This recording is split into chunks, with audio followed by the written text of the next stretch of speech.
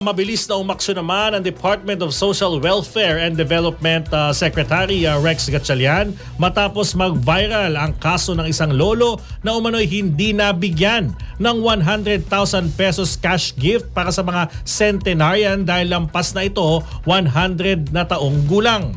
Nilinaw naman ni Gatchalian na hindi nasakop ng DSWD ang programa para sa centenarian cash gift dahil nasa ilalim na ito ng National Commission of Senior Citizens o NCSC. Gayunman, sinabi niyang siya na ang bahalang umayo sa sitwasyon. Ayon pa sa kalihim, hahanapin niya ang lolo at personal na makikipag-ugnayan sa NCSC para matugunan ang nasabing issue. Inatasan din niya ang mga social worker ng DSWD na puntahan ang lugar sa kanilang pagbisita. Nadiskubre ang 4 pang senior citizen na 100 taong gulang at kwalipikado sa naturang benepisyo.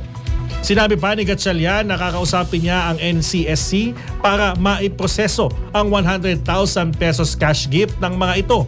Habang hinihintay ang formal na aksyon, nagbigay muna ang DSWD ng tig 10,000 pesos cash assistance para sa kanilang gastusing medikal.